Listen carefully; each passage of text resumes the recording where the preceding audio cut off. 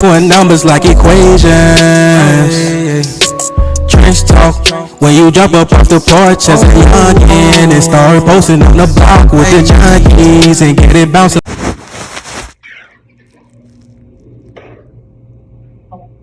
I'm good. I don't hit nothing though. I'm good. I don't hit nothing though. I ain't hit nothing. I don't want to hear what you talking about. That's all I heard. You can see. I ain't know. Mr. Arthur. Yeah.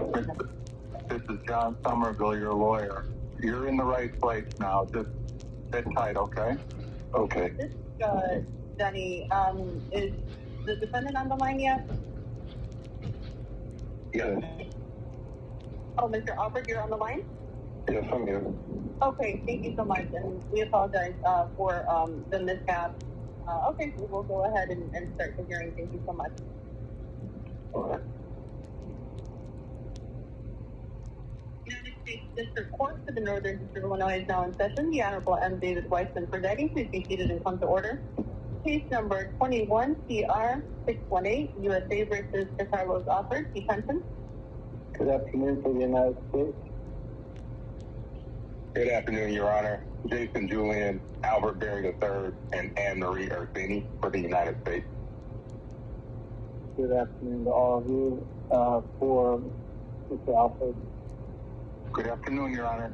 John Somerville, SOM, ERVILLE, for Mr. Alford. Good afternoon, Mr. Somerville. Mr. Alford, are you on the line, sir? Yes, sir. Good afternoon. We're scheduled for a detention hearing. The government ready to proceed. Yes, Your Honor. All right, Mr. Somerville, are you ready to proceed? Yes, Your Honor. And finally, from Pretrial Services, Ms. Menard, are you on the line? Yes, Your Honor. Tiffany Menard on behalf of Pretrial Services.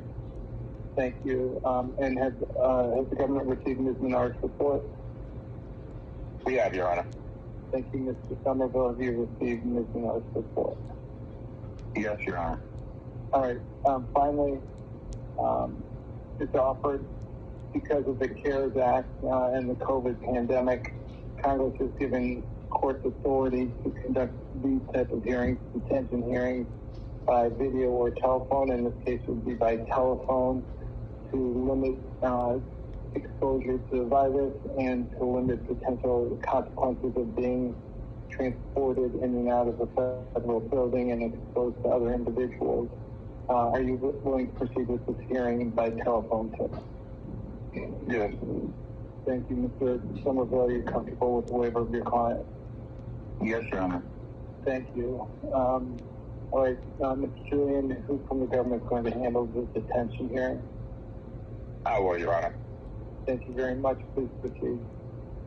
Yes, Your Honor. The government has moved for detention on serious risk of flight and also danger to the community under 3142 F1B because the maximum penalty of count 1 and count 2 is death or life imprisonment, and serious risk of flight under 3142 F2A.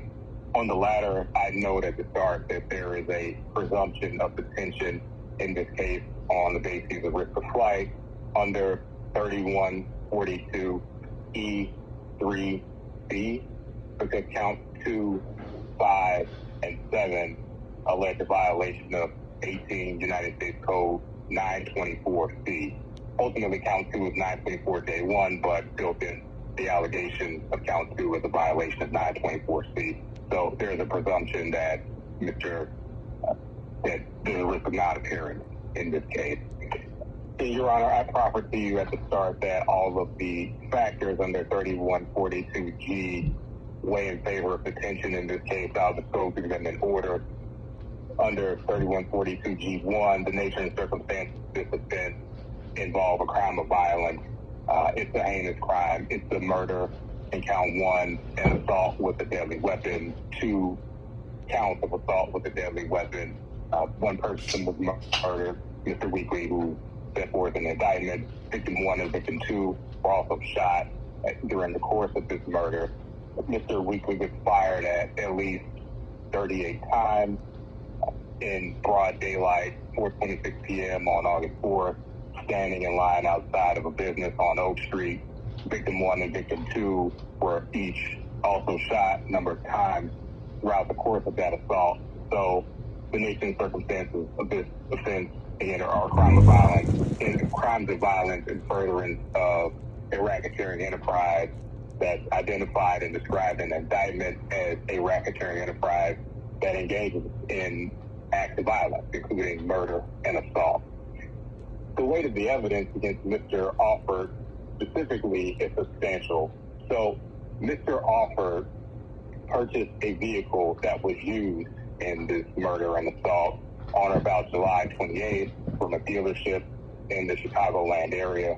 During a post-arrest interview, Mr. Alford acknowledged that there were pictures of him at the dealership and then next to the car that was used in the murder. Mr. Alford identified himself in the photos in the vehicle that was used as his vehicle.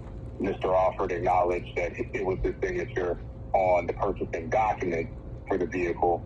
And I'll come back to this part when we get the history and characteristics of Mr. Alford, but Mr. Alford made some statements in the financing application for that vehicle that were not true with respect to his employment. And so days later, the dealership reached out to Mr. Alford to return the vehicle, which ultimately he did on August 4th, but not before using the vehicle in this murder and the assault of victims 1 and 2.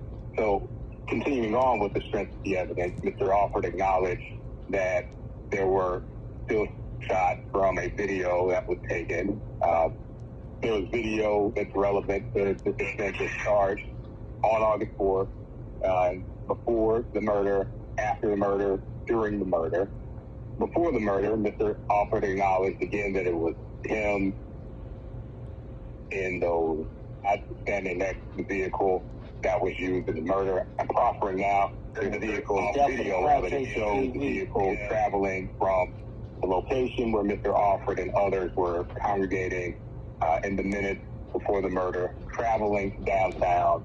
The vehicles that were used, including Mr. Alford's, were captured on CPD pod cameras, on CPD plate readers. The plate reader clearly identified the license plate as the vehicle registered to Mr. Alford, which he had purchased on or about July 28th, tracking from that location to down in the Gold Coast where this murder and assault took place. And DC Fandom is here. Mr. Alford did in fact return the vehicle shortly after the murder on August 4th. So I submit that the evidence against Mr. Alford is substantial in this case. And so coming to the history and characteristics of Mr. Alford, I'm going to turn to the pretrial bail report, and I'll start with Mr. Alford's address, looking at page 2 of the report as relayed to pretrial. I think this is really important, and this is going to come up in the documents that I've tendered to the court and that I've tendered to Mr. Somerville. Well, Mr. Alford, government believes, has made statements to pretrial, the people who would supervise him if the court were to give him pretrial release in this case. He made statements to them that are not true with respect to where he lives. Looking at page 2 of the report, first full paragraph, Mr. Alford maintained that he's a lifelong resident of this district and has lived at the address which is listed on page 1 of the report for the past 2 years. Mr. Alford's mother and sister told pretrial that wasn't true. He didn't live at that address, and he lived somewhere else. The FBI, throughout the course of this investigation, received court-approved authorization to use investigative methods to figure out where Mr. Alford was in fact residing, and it was not the address that's listed on page 1 of the report. It's close to the address where he was arrested. I say close to the address where he was arrested because the FBI, again, through investigative methods, figured out which unit Mr. Alford was living in, and during the course of this arrest, which, with respect to Mr. Alford's arrest, spanned about 40 minutes to an hour, we're knocking on the door of that residence. Mr. Alford was not there. He was in a different residence, which was upstairs, away from that one. did not come out easily. FBI has reason to believe turned off his phone while they were knocking on the door of that other residence, but ultimately figured out where he was. And again, relating to the address that Mr. Alford would say is where he lived in page 2 of the report, I submitted documents to the court. I tendered them to Mr. Somerville. This was called on Exhibit 1 and 2. I'll refer to the one that is a Small Business Administration application, at least a small portion of it, as Exhibit 1, and a Bank of America statement as Exhibit 2. I think this is relevant to the question of Mr. Alford's history and characteristics, particularly with respect to where he's living, because if Your Honor were to look at Exhibit 1, there's an address listed on this application, which is neither the address where he was arrested earlier this week or the address where he told pre-trial he's been residing for the past 2 years. It's listed as both his personal address on the left side of the page and the business address on the right side of the page. Mr. Alford made some statements to pre-trial, again, during his interview with respect to his employment. So looking down the first sentence under that sub-paragraph, it says Mr. Alford explained that he's been unemployed since 2019 and is financially supported by family. Page 1 of Exhibit 1 indicates that Mr. Alford represented the Small Business Administration, that he was a small business owner, that he had 7 employees, that he had a clothing and apparel business that grossed $73,000 in the past 12 months at the date of the application, which was June 24 of last year. And so, if that's true, it's not something that he represented or told to pretrial about what his employment situation was, and the statements that he's been unemployed since 2019. Again, if the statements in this application are true, those statements in the pretrial or that he made the pretrial are not true. So either way, one of these things can't be true. I will proffer to the court, though, that Mr. Alford did, in fact, receive the money with respect to submitting this application. So if you look towards the bottom right-hand side of Exhibit 1, it says that there are losses due to the disaster in the amount of $8,000. If you flip over to Exhibit 2, the very first line, it appears that there was a deposit from the Treasury. It says SBAD, Small Business Administration, Treasury, in the amount of $7,000 on or about June 25th last year. So again, I think this relates to Mr. Alford's character or truthfulness with respect to representation he has made to pretrial about where he lives, representations he's made on a loan application to the government. And I told you at the start that I was foreshadowing this with respect to the application for the car. If Mr. Alford's statements are true to pretrial, that he was unemployed or has been unemployed since 2019, those were not the statements that he made in the loan application in or about July 28, 2020, which ultimately led to the dealership requesting that Mr. Alford return the vehicle to them. So all of those things go to Mr. Alford's character for truthfulness and whether he'd be a good candidate for pretrial release, reporting the pretrial. There's some other information, and I relayed this to Mr. Somerville as well. These are not exhibits, but when Mr. Alford was arrested in that other apartment, the owner of that residence unit gave the FBI consent to search it, and the FBI recovered some items that the owner of that residence unit indicated belonged to Mr. Alford, including 2 bottles of suspected promethazine hydrochloride, which is called codeine syrup, about 136 grams, and some credit cards in Mr. Alford's name, about $1,500 in cash, 10 .40 caliber Smith & Wesson rounds, 40 caliber Smith & Wesson magazines, pills in the name of 2 other individuals, 2 different bottles of pills in the names of other individuals, 4 different cell phones, so one iPhone, a different iPhone, an Alcatel cell phone, a ZTE cell phone, a digital scale, about 300 grams of suspected marijuana, all within that residence. So again, this will go to Mr. Alford, in fact, living in a third place the place where he was arrested, but certainly there is some contraband in that residence with respect to Mr. Alford. He's a convicted felon, and I'm going to move on to that in a bit, and so certainly should not have 40 caliber ammunition within his possession. I do want to, as a foreshadow, I want to move on to Mr. Alford's criminal history. Again, I think it bears in favor of detention in this case. Some of his criminal history is admittedly dated, but I think it tells a story because there's a consistent pattern of either bond forfeitures or difficulty complying with the terms of post-conviction court supervision. So looking at page 3 of the report, there is a misdemeanor charges, again, these were dated 2008, but there's a bond forfeiture there. Moving on to page 4, the report, again, if it's dated for more serious conduct, at the very bottom, there's an aggravated battery of a government official, which is a felony. Mr. Alford pleaded guilty. Good morning to everybody out there, man.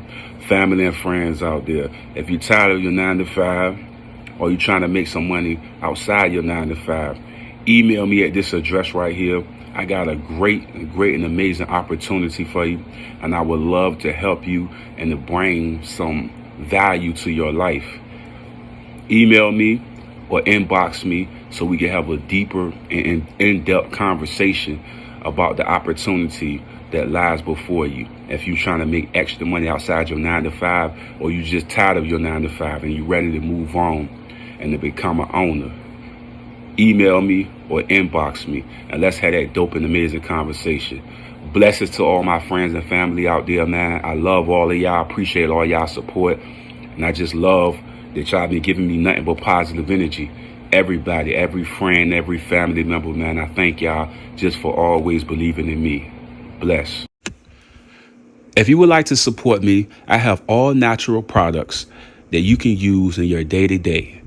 Products from household products, beauty products, weight loss products, even products that can help you focus and also relieve stress. And even if you're having problems with sleeping, I have all natural products that can help you with that.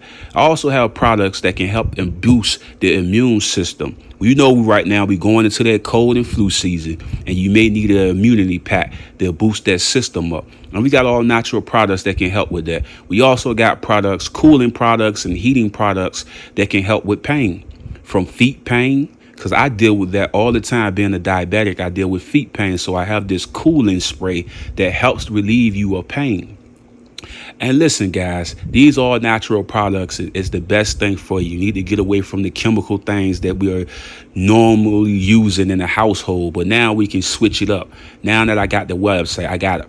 I'm going to allow y'all to email me and get an exclusive look at the website. And y'all could be able to purchase these things at your timely period and enjoy.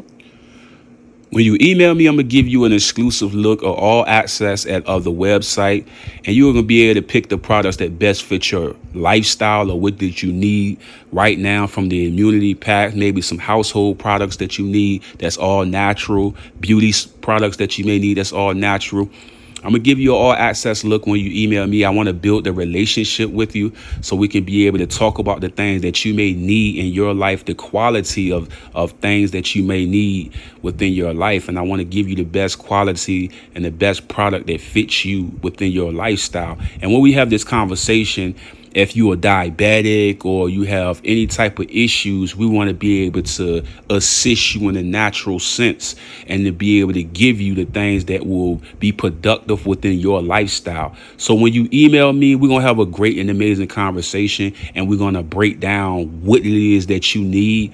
And we're going to provide it for you on the website, and we're going to put you right in that all assets pass situation so you'll be able to get what benefits you in your lifestyle and what you need right now.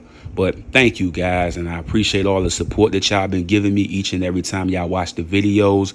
And like I said before, email me, and we're going to be able to hook you up with that all access pass. Thank you. Hey, guys, don't forget to subscribe to my channel and also hit that like button. And when you hit that notification bell, it will always let you know every time that I upload new content.